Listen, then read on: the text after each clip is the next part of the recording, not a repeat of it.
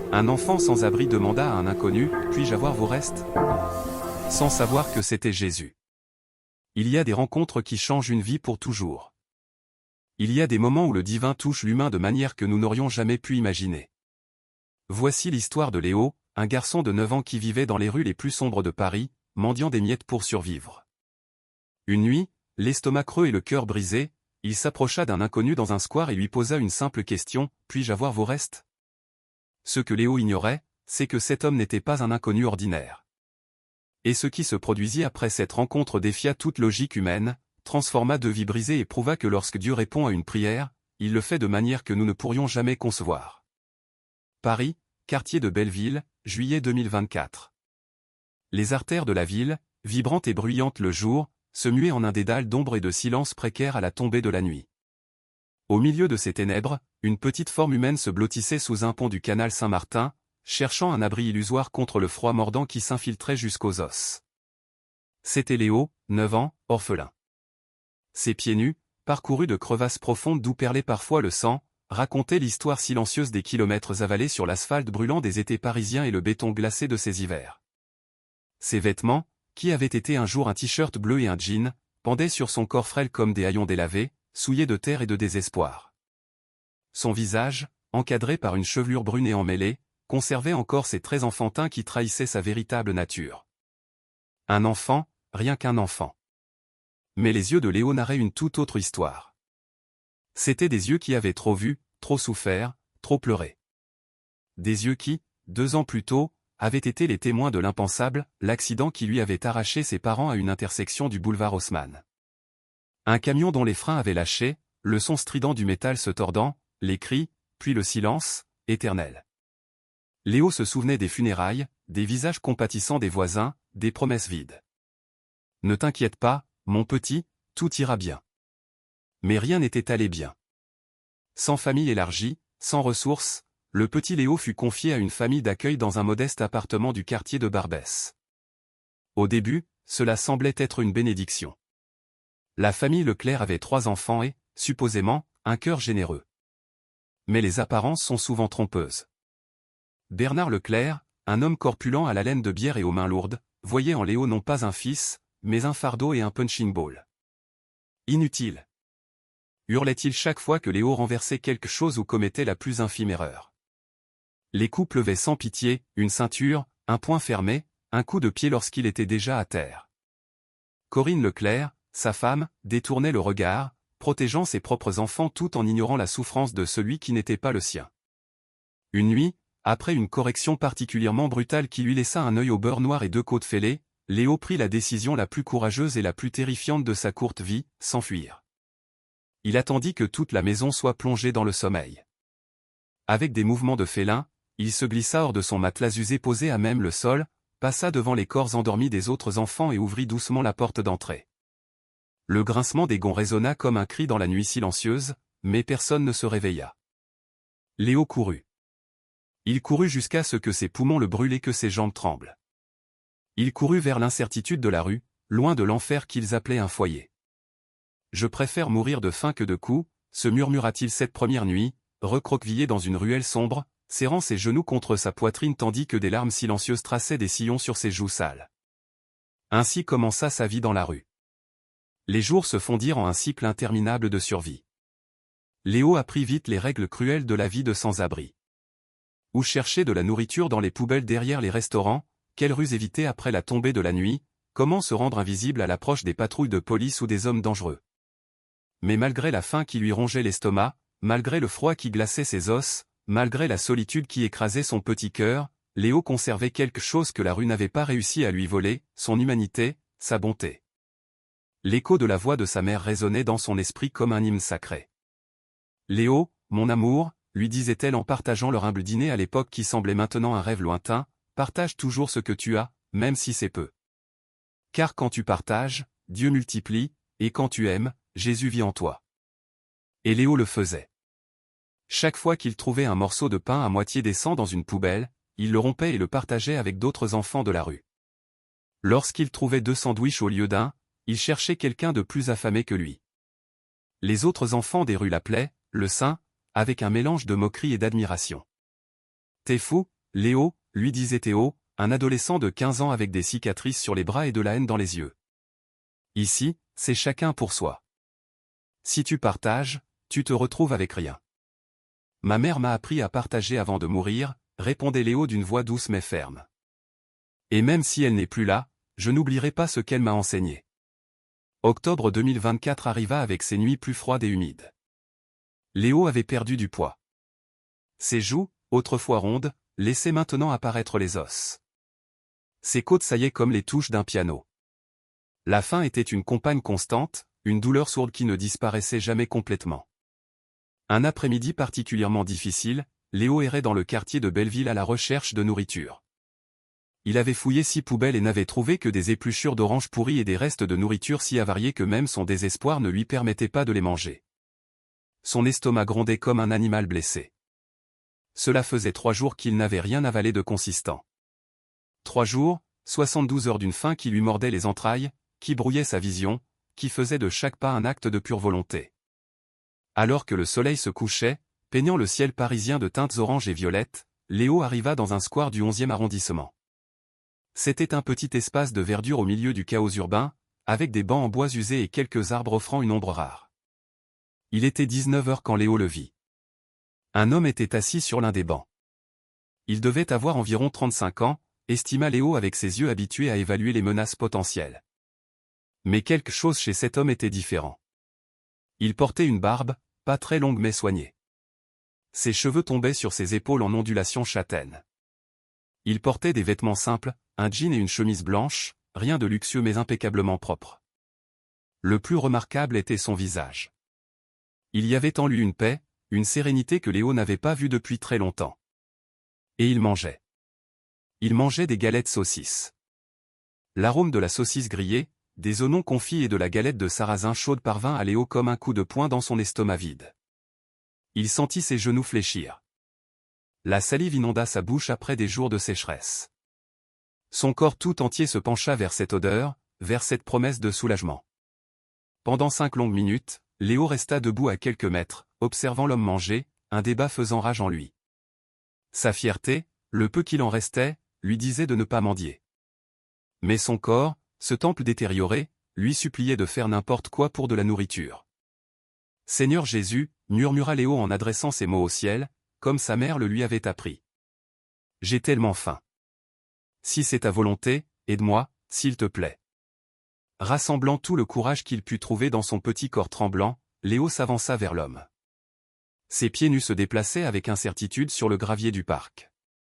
Ses mains sales se tordaient nerveusement. Lorsqu'il arriva devant le banc, sa voix sortit à peine, un murmure brisé. « Monsieur, excusez-moi. » L'homme leva les yeux. Son regard croisa celui de Léo, et quelque chose d'extraordinaire se produisit. L'homme ne montra aucun dégoût face à l'enfant sale et malodorant. Il n'y eut aucun rejet, aucune gêne. Au contraire, ses yeux, oh mon Dieu, ses yeux, s'emplirent de quelque chose que Léo avait oublié l'existence, une tendresse absolue, un amour inconditionnel. Comme s'il voyait non pas un enfant des rues, mais quelqu'un de précieux, de valeureux, d'aimé. « Oui, mon fils ?» demanda l'homme d'une voix douce comme du velours. Léo déglutit. Ses lèvres gercées tremblèrent. « Puis-je avoir vos restes ?» Les mots sortirent chargés de honte, de désespoir, de 3 jours de faim qui avaient brisé toute résistance. Des larmes commencèrent à se former dans les yeux de Léo, mais il les retint. Les enfants des rues ne pleurent pas. L'homme regarda la galette saucisse dans sa main, puis regarda de nouveau Léo. Un sourire d'une tendresse incroyable illumina son visage. « Mon fils, dit-il d'une voix pleine de compassion, il n'y a pas de reste. Mais assieds-toi. Je vais t'en acheter des neuves. » Léo cligna des yeux, confus. Avait-il bien entendu? Vraiment? Balbutia-t-il, incapable de croire ce qu'il entendait. Bien sûr. Viens, assieds-toi ici, à côté de moi. L'homme tapota l'espace sur le banc à côté de lui. Comment t'appelles-tu? Avec des mouvements prudents, comme un animal blessé qui craint d'être frappé, Léo s'assit sur le bord du banc, gardant ses distances au cas où il aurait besoin de fuir. Léo, répondit-il à voix basse. Léo, répéta l'homme comme s'il savourait le nom. Quel joli nom.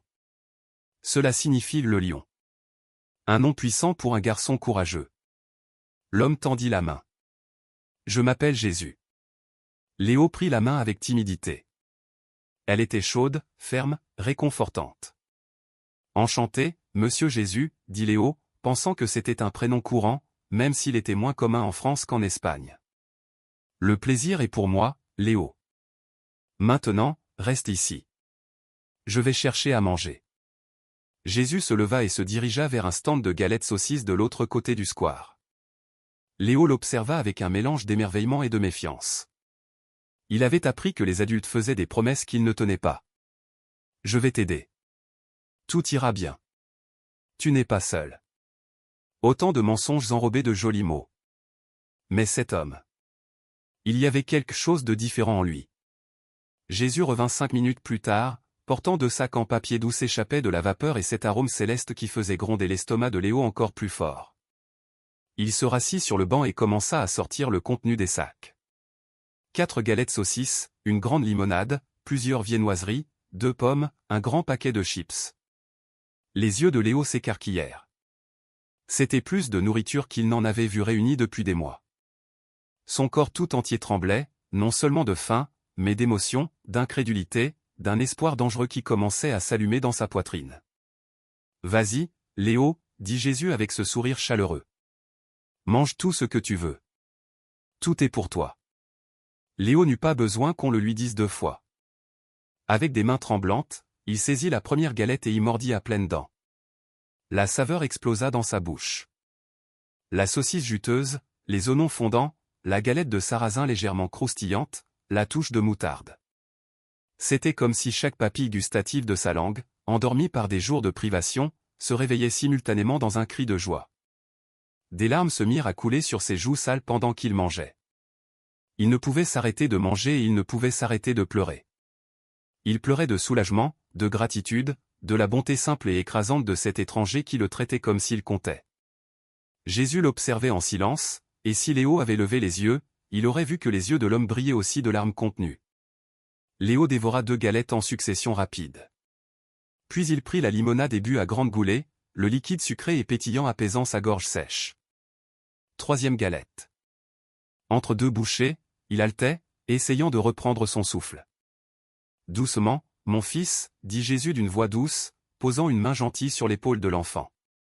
Tu vas te rendre malade. La nourriture ne va pas disparaître. Mange lentement. Léo hocha la tête, essayant de se contrôler, mais c'était presque impossible. Son corps réclamait du carburant avec une urgence primitive. Après la 3e galette, la vitesse de Léo diminua enfin. Le trou noir dans son estomac commençait à se combler. Il pouvait respirer sans que chaque inhalation lui rappelle la faim. Il prit une viennoiserie et la croqua plus calmement, la savourant cette fois. Mieux ? Demanda Jésus. Oui, monsieur, répondit Léo, s'essuyant les larmes du dos de sa main sale. Merci. Merci beaucoup. Je ne sais pas comment vous remercier. Tu ne me dois rien, Léo. Te voir manger est un paiement suffisant pour moi. Jésus s'adossa au banc, observant l'enfant avec ce regard pénétrant mais bienveillant. Raconte-moi, pourquoi vis-tu dans la rue? Tu es bien jeune pour être seul. Léo baissa les yeux, la viennoiserie pesant soudain comme une pierre dans sa main. Mes parents sont morts, dit-il d'une voix à peine audible. Il y a 2 ans, dans un accident. J'en suis sincèrement désolé. La voix de Jésus était chargée d'une compassion authentique. Ça a dû être terrible pour toi. Ça l'a été. Léo déglutit. Après l'enterrement, je n'avais personne. On m'a placé dans une famille, les Leclerc. Mais quoi, mon fils? Monsieur Leclerc me frappait. Les mots sortirent comme l'eau d'un barrage qui cède. Tout le temps, pour n'importe quoi. Il disait que j'étais un fardeau, que je mangeais sa nourriture, que je ne servais à rien. Il me battait avec sa ceinture, avec ses poings. Une fois, il m'a donné un coup de pied dans les côtes si fort que je n'ai pas pu respirer correctement pendant une semaine. La mâchoire de Jésus se contracta. Ses mains se fermèrent en poing sur ses genoux. « Et personne ne t'a protégé » demanda-t-il d'une voix contrôlée mais vibrante d'une émotion contenue. Non. Sa femme regardait ailleurs. Leurs enfants me voyaient souffrir et ne faisaient rien. Léo leva les yeux, croisant le regard de Jésus. Une nuit, après qu'il m'a laissé un œil au beurre noir, j'ai décidé que je préférais mourir de faim dans la rue que de continuer à vivre là-bas. Alors je me suis enfui. Depuis combien de temps vis-tu dans la rue? 7 mois. 7 mois, répéta Jésus, comme si chaque mot lui faisait physiquement mal. Une larme roula sur sa joue. Un enfant de 9 ans, seul dans les rues pendant 7 mois. Et personne ne t'a aidé? Certains me donnent des pièces parfois, dit Léo, essayant de paraître optimiste. Et je trouve de la nourriture. Pas toujours, mais parfois. Tu as un endroit où dormir? Sous un pont du canal Saint-Martin, ou parfois sous le porche d'une église fermée dans le Marais. Les prêtres ne me chassent pas de là. Et personne ne prend soin de toi? Tu n'as personne? Léo réfléchit un instant. Puis un petit sourire apparut sur ses lèvres gercées. Dieu prend soin de moi, dit-il avec une conviction qui surprit même Jésus. Ma mère disait toujours que Jésus aime les enfants, qu'il ne nous abandonne jamais, même si nous ne le voyons pas. Qu'il est particulièrement proche de ceux qui souffrent. L'expression sur le visage de Jésus était indescriptible, un mélange de fierté, de douleur, d'amour, le tout dans un regard qui semblait voir non seulement l'enfant en face de lui, mais le cœur même de son âme. Ta mère avait raison, Léo, dit Jésus d'une voix brisée par l'émotion. Jésus aime énormément les enfants. Surtout les enfants comme toi, avec des cœurs purs qui ne se laissent pas briser par la souffrance. Vous croyez en Jésus, monsieur? Oh, oui, répondit l'homme avec un sourire mystérieux. On pourrait dire que je le connais très bien. Léo finit la viennoiserie, se sentant plus rassasié qu'il ne l'avait été depuis des mois. Il rangea la dernière galette saucisse, les pommes et les chips dans le sac avec un soin quasi religieux. Que fais-tu? Demanda Jésus. C'est pour demain, expliqua Léo. Et pour partager. Il y a d'autres enfants sous le pont qui ont faim aussi. Jésus ferma les yeux un instant, comme s'il luttait contre une émotion écrasante. Quand il les rouvrit, il brillait de larmes. Léo, dit-il d'une voix tremblante, tu es un enfant extraordinaire, le savais-tu? La plupart des gens qui ont souffert comme toi deviennent amers, égoïstes, durs. Mais toi, tu partages encore, tu aimes encore, tu crois encore. C'est ma mère qui me l'a appris, répéta Léo comme si c'était l'explication à tout. Ta mère t'a bien éduqué. Jésus se pencha en avant, regardant l'enfant droit dans les yeux. Léo, que dirais-tu si je te disais qu'il y a un moyen de quitter la rue? D'avoir un vrai foyer? Le cœur de Léo s'accéléra. Une étincelle d'espoir, dangereuse et douloureuse, s'alluma dans sa poitrine. Qu'est-ce que vous voulez dire? Je veux dire que je connais quelqu'un. Une femme. Une femme bien, qui a autant besoin d'un fils que tu as besoin d'une mère. Vous. Vous m'adopteriez? Demanda Léo d'une voix pleine de désir et de peur. Non, mon fils. Je ne peux pas t'adopter. Mon chemin est différent. Mais je connais quelqu'un qui le peut. Quelqu'un qui prie pour avoir un fils depuis des années. Quelqu'un dont le cœur est aussi brisé que le tien, attendant d'être guéri. Quelqu'un comme ça existe vraiment? Oui, Léo. Et si tu me fais confiance, si tu viens avec moi maintenant, je t'emmènerai à elle. Léo regarda l'homme à côté de lui. Chaque instinct de survie qu'il avait développé dans la rue lui hurlait de ne pas faire confiance, que c'était un piège, que les adultes mentaient. Mais quelque chose de plus profond, quelque chose dans son esprit qui reconnaissait la bonté authentique quand il la voyait, lui murmurait que cet homme était différent. Que ce Jésus était quelqu'un en qui il pouvait avoir confiance. Elle est gentille? Demanda Léo d'une petite voix. Elle ne va pas me frapper? Je te le promets, Léo. Cette femme a un cœur d'or. Et quand elle te verra, elle t'aimera comme si tu étais né d'elle. Léo prit une profonde inspiration. C'était la décision la plus importante de sa vie. Il pouvait rester dans la rue, avec sa faim familière et sa liberté périlleuse, où il pouvait faire un saut dans l'inconnu, faire confiance à cet étranger aimable qu'il avait nourri sans rien demander en retour. D'accord, dit-il finalement. J'irai avec vous. Jésus sourit, d'une joie si pure qu'elle illumina tout son visage. Alors allons-y, mon fils. Je dois te conduire à ta nouvelle mère. Ils se levèrent du banc. Léo serra précieusement son sac de nourriture. Jésus commença à marcher et Léo le suivit, ses pieds nus frappant doucement le trottoir. Ils marchèrent pendant près d'une heure à travers les rues de Paris. Léo remarqua comment le quartier changeait progressivement. Les rues sales et défoncées de Belleville laissaient place à des avenues plus propres et bordées d'arbres. Les immeubles délabrés se transformaient en structures haussmanniennes élégantes. Les voitures garées n'étaient plus de vieux véhicules rouillés, mais des modèles plus récents et brillants. Finalement, ils entrèrent dans le 16e arrondissement, l'un des quartiers les plus exclusifs de la ville. Léo n'était jamais venu ici. Les hôtels particuliers étaient immenses, avec des jardins entretenus et des grilles en fer forgé. Le silence ici était différent du silence des rues où il dormait. Ce n'était pas le silence de l'abandon, mais celui de la tranquillité privilégiée. « Elle vit ici ?» demanda Léo d'une voix craintive, se sentant complètement déplacé avec ses vêtements en lambeaux et ses pieds sales. « C'est ici qu'elle vit », corrigea Jésus. Ils s'arrêtèrent devant un hôtel particulier particulièrement impressionnant. C'était une construction moderne de 2 étages avec des murs beige clair et d'immenses baies vitrées. Le jardin de devant était parfaitement entretenu, avec des fleurs aux couleurs vives et un chemin de pierre menant à la porte d'entrée en bois massif. Léo sentit son estomac se nouer, mais cette fois, ce n'était pas de faim, mais de pure nervosité. « Je ne peux pas entrer là-dedans, » murmura-t-il. « Regardez-moi. Je suis sale, je sens mauvais. » « Elle te verra avec les yeux de l'amour, pas avec les yeux du jugement, » l'interrompit Jésus avec fermeté. « Fais-moi confiance, Léo. Tout ira bien. » D'un pas assuré, Jésus remonta le chemin de pierre jusqu'à la porte. Léo le suivit d'un pas hésitant. Jésus sonna. Quelques secondes plus tard, la porte s'ouvrit. Une femme apparut sur le seuil. Elle devait avoir environ 45 ans. Elle était belle d'une manière élégante mais non intimidante. Ses cheveux châtains tombaient en ondulations douces sur ses épaules. Elle portait des vêtements décontractés mais de toute évidence coûteux. Ses yeux, d'un vert noisette profond, montraient une tristesse persistante, comme si elle avait tant pleuré que la douleur était devenue une partie de son expression habituelle. « Oui » dit la femme poliment, mais avec une confusion évidente en voyant l'homme étrange et l'enfant sale sur son seuil.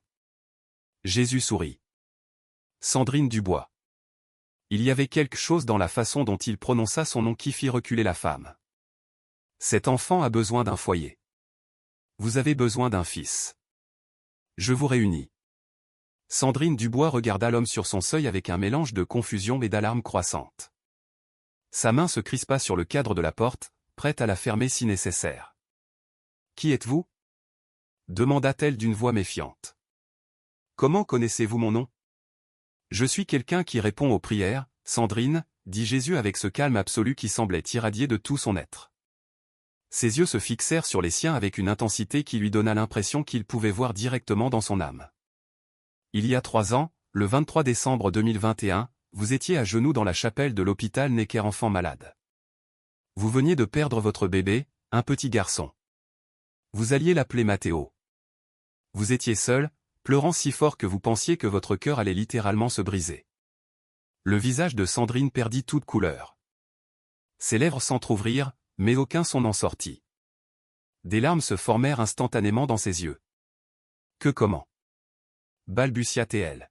« Vous avez prié, Jésus, si tu m'entends, si tu te soucies vraiment de moi, s'il te plaît, donne-moi un fils. Peu importe comment, adoption, n'importe quoi. Mais s'il te plaît, ne me laisse pas mourir sans être mère. C'est la seule chose que je veux dans ce monde, un enfant à aimer. » La voix de Jésus était douce, mais chaque mot tombait comme un marteau sur le cœur de Sandrine. « Vous souvenez-vous de cette prière, Sandrine » Sandrine chancela, s'appuyant sur le cadre de la porte pour ne pas tomber. Les larmes coulaient maintenant librement sur ses joues. « Cette prière était privée, » murmura-t-elle. « Personne. Personne n'était là. J'étais complètement seul. »« Comment pouvez-vous » ?»« Parce que j'entends chaque prière, Sandrine. Chaque larme qui tombe, chaque supplication qui sort d'un cœur brisé. Et aujourd'hui. » Jésus posa doucement sa main sur l'épaule de Léo, le poussant gentiment en avant. « Aujourd'hui, j'apporte la réponse à cette prière. Voici Léo. Il a 9 ans. Il est orphelin. Il a vécu dans la rue pendant 7 mois, dormant sous des ponts, mangeant dans les poubelles, souffrant de manière qu'aucun enfant ne devrait subir. Mais malgré tout, son cœur est pur. Il partage le peu de nourriture qu'il trouve.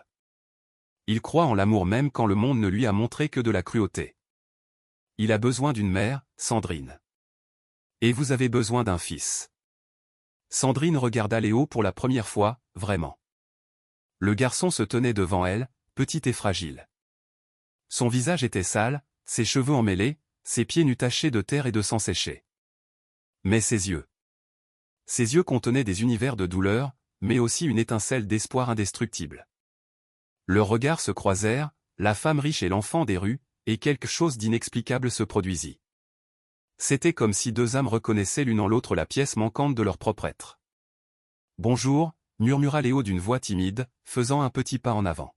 « Je m'appelle Léo. »« Enchanté, madame. » La voix de Sandrine sortit, brisée. « Bonjour, Léo. » Jésus fit un pas en arrière, observant la scène avec un sourire de profonde satisfaction. « Prenez soin de Léo, Sandrine. Il va changer votre vie de manière que vous ne pouvez imaginer. Et vous serez la mère qu'il a prié de trouver. Attendez. » Sandrine leva les yeux de l'enfant vers l'homme. « Qui êtes-vous, réellement ?» Mais lorsqu'elle regarda là où Jésus s'était tenu, il n'y avait plus personne. L'homme avait simplement disparu, comme s'il n'avait jamais été là. L'air où il s'était tenu vibrait d'une faible lueur dorée qui se dissipait comme de la fumée. Sandrine haleta, cherchant frénétiquement du regard, mais elle était complètement seule avec Léo. « Où » commença-t-elle, la voix pleine de stupeur. « Il est parti », dit simplement Léo, comme si les hommes disparaissant dans la lumière étaient une chose normale. « Il fait ça parfois. »« Il fait ça parfois », répéta Sandrine, sentant sa réalité entière vaciller. « Qu'est-ce que ça veut dire ?» Léo haussa les épaules. « Je ne sais pas. Je sais juste qu'il m'a donné à manger quand j'avais faim et qu'il m'a amené ici. Il a dit que vous seriez ma maman. » Le mot « maman » sortit des lèvres de l'enfant avec un tel désir, un tel espoir mêlé de peur, que quelque chose à l'intérieur de Sandrine se brisa complètement. Toutes ses défenses, tous ses doutes, toute sa confusion face à l'impossible dont elle venait d'être témoin s'effondrèrent devant le simple besoin dans les yeux de cet enfant. Elle s'agenouilla devant Léo, posant doucement ses mains sur ses petites épaules. « Léo, » dit-elle d'une voix tremblante mais sincère, « je ne comprends pas ce qui vient de se passer. Je ne sais pas qui était cet homme. Mais ce que je sais, c'est que si tu es venu à ma porte, s'il t'a amené ici, alors il doit y avoir une raison. As-tu faim ?» Léo, qui venait de manger 3 galettes saucisses, aurait dû dire non. Mais la vérité était que son corps, privé de nutrition pendant si longtemps, en réclamait encore. Il hocha timidement la tête. « Alors entre. Nous allons te donner à manger, un bain et des vêtements propres. Et après, nous parlerons. » Sandrine se releva et tendit la main à Léo. Le garçon la regarda avec un mélange d'espoir et de terreur. Il avait appris à ne pas faire confiance aux adultes. Mais la main de cette femme, tendue vers lui, paume ouverte, tremblait légèrement, et ses yeux verts remplis de larmes ne mentaient pas. Il y avait quelque chose d'authentique là. Léo posa sa petite main sale dans la main élégante de Sandrine. Elle la referma doucement autour de ses doigts et le guida à l'intérieur de la maison. Léo entra et sa bouche s'ouvrit de stupeur. L'intérieur de la maison était comme un palais, sol en marbre brillant, meubles élégants, un lustre en cristal suspendu au plafond. C'était comme entrer dans un autre monde. « Je vais salir votre maison, » dit Léo d'une petite voix, regardant ses pieds tachés sur le marbre immaculé. « Les sols peuvent être nettoyés, mon chéri, » dit Sandrine avec un doux sourire. « Viens, la salle de bain est à l'étage. » La salle de bain était plus grande que la chambre entière où Léo avait vécu avec ses parents. « Je vais te faire couler un bain, » dit Sandrine. « Pendant ce temps, je vais chercher des vêtements. » « Madame » la voix de Léo l'arrêta. « Pourquoi faites-vous ça? Vous ne me connaissez même pas. » Sandrine se retourna. « Parce qu'il y a 3 ans, j'ai prié pour avoir un fils, et aujourd'hui, un fils est apparu à ma porte. Peut-être que c'est de la folie, mais s'il y a la moindre chance que ce soit réel, je ne la gâcherai pas. Vous pensez que Monsieur Jésus était un ange? Je ne sais pas, Léo. Mais il a disparu dans la lumière et il t'a amené à moi au moment même où mon cœur était si brisé que je pensais qu'il ne guérirait jamais. Alors oui, je crois qu'il était plus qu'un simple homme. Ma mère disait que les anges marchent parmi nous, dit Léo. Ta mère était une femme sage. Sandrine sortit. Dans le couloir, elle s'appuya contre le mur et laissa les larmes couler. Jésus, murmura-t-elle, si c'est toi qui réponds à ma prière, merci.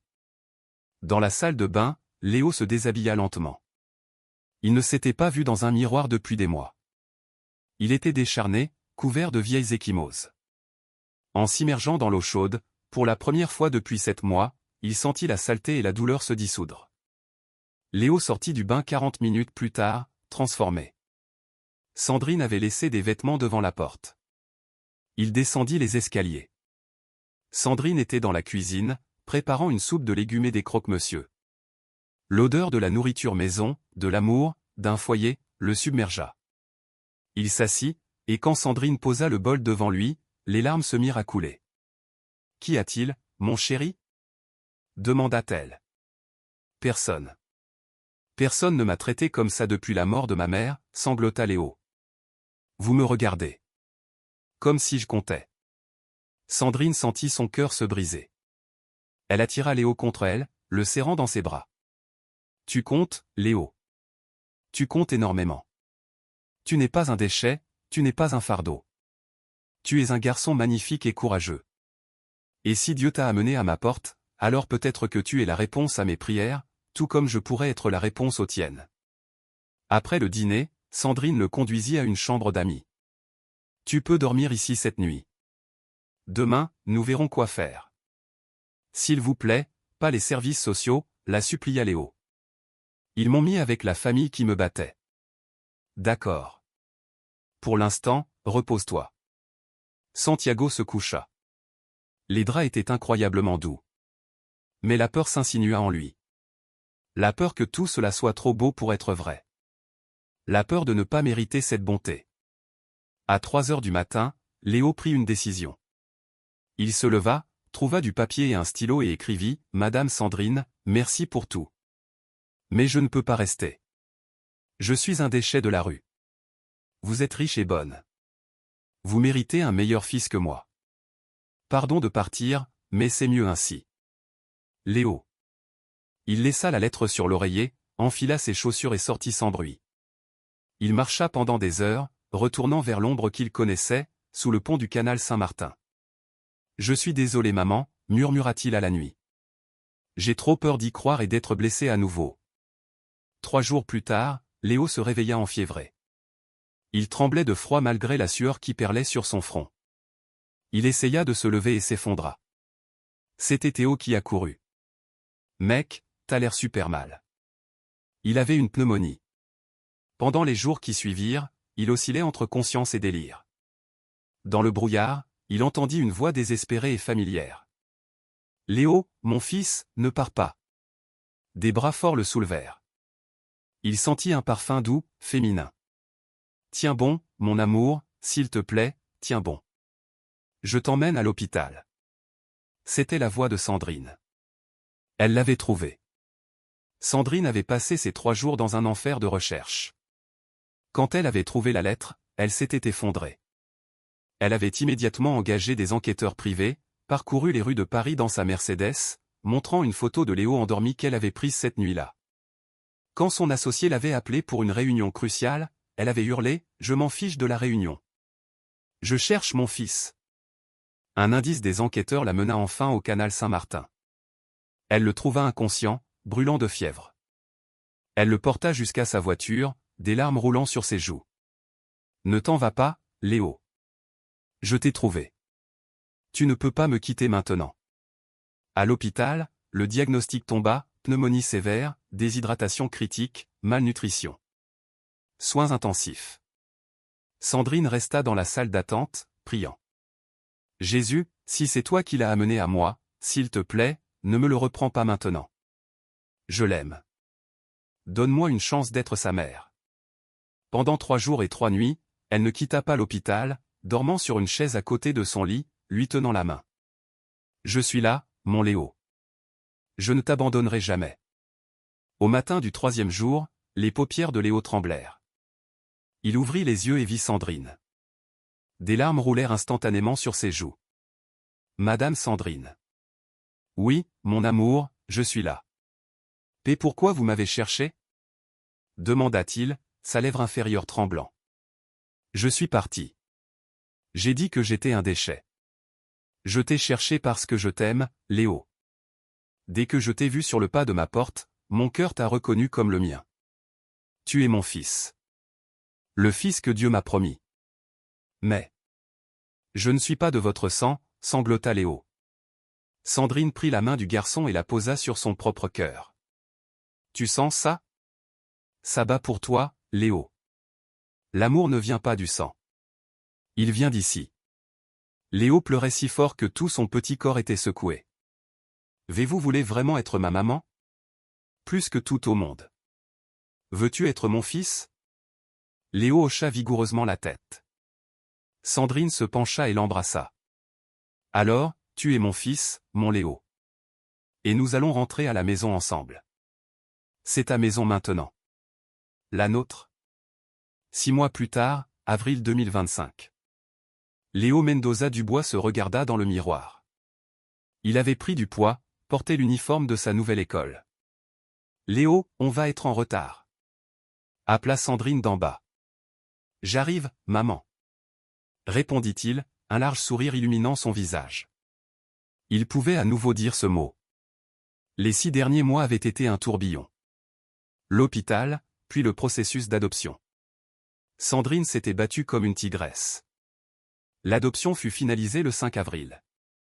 Léo devint officiellement Léo Mendoza Dubois. Mais Sandrine aussi avait changé. Elle, la femme d'affaires qui vivait pour son empire textile, avait découvert un but plus grand. Maman, lui avait dit Léo un soir, je veux aider les enfants comme moi. C'est ainsi qu'est née la Fondation Léo. Sandrine décida de donner 50% des bénéfices de son entreprise à la Fondation pour construire des refuges et aider à l'adoption. Un samedi d'avril, Léo demanda à Sandrine s'il pouvait retourner au square du 11e arrondissement. Je veux voir s'il est là. Sandrine comprit. Ils s'y rendirent. Il n'y avait aucune trace de Jésus. Mais Léo vit une petite fille, d'environ 8 ans, sale, les pieds nus, regardant un homme manger. Il reconnut ce regard de faim désespéré. Il s'approcha d'elle. Bonjour. N'aie pas peur. As-tu faim? La fillette hocha la tête. Comment tu t'appelles? Demanda Léo. Manon, répondit-elle à voix basse. Manon, je m'appelle Léo, et voici ma maman, Sandrine. Moi aussi, je vivais dans la rue. Veux-tu venir avec nous? Ma maman te donnera à manger, des vêtements propres, et peut-être une famille. Manon, comme Léo 6 mois plus tôt, prit la décision la plus courageuse de sa vie. Elle hocha la tête. En quittant le parc, Léo se retourna. Un instant, il crut voir une silhouette au loin, un homme avec une barbe et des cheveux longs, qui souriait. Mais quand il cligna des yeux, il n'y avait plus personne. 1 an plus tard, octobre 2025. La Fondation Léo avait aidé des centaines d'enfants. Sandrine avait aussi officiellement adopté Manon. Lors d'un événement de la Fondation dans ce même square, Léo, maintenant âgé de 10 ans, monta sur scène. Bonjour à tous. Il y a 1 an, je vivais sous un pont. J'avais faim. Dans ce même parc, j'ai demandé à un homme, puis-je avoir vos restes? Cet homme m'a regardé avec plus d'amour que je n'en avais jamais vu. Il m'a nourri et m'a conduit à la femme qui allait devenir ma mère. Cet homme a dit qu'il s'appelait Jésus. Après ce qu'il a fait, après avoir disparu dans la lumière, après avoir su des choses que seul Dieu pouvait savoir, je crois que c'était vraiment lui. Le Jésus qui a dit, « Laissez venir à moi les petits-enfants. » Dieu voit les invisibles. Il marche parmi nous, et quand nous crions à l'aide, il répond. Cette femme a prié pour un fils. J'ai prié pour une famille. Et Dieu nous a réunis. Aujourd'hui, nous aidons d'autres enfants. Car Jésus n'apparaît pas qu'une seule fois. Il apparaît chaque fois que quelqu'un nourrit celui qui a faim, chaque fois que quelqu'un ouvre sa maison à un orphelin, chaque fois que quelqu'un décide d'aimer celui que le monde a rejeté. Chaque fois que nous faisons cela, nous sommes les mains de Jésus. J'ai demandé de la nourriture à un étranger sans savoir que c'était Jésus. Maintenant, je peux être cet étranger pour d'autres, je peux être son reflet. Et vous tous aussi. Car au final, ce qui importe, c'est que lorsque nous aimons comme il aime, Jésus est vivant en nous, et le miracle continue. Le parc éclata en applaudissements. Sandrine et Manon montèrent sur scène pour l'embrasser. Une famille, unie par un miracle qui avait commencé par une simple question. Et une réponse qui avait tout changé.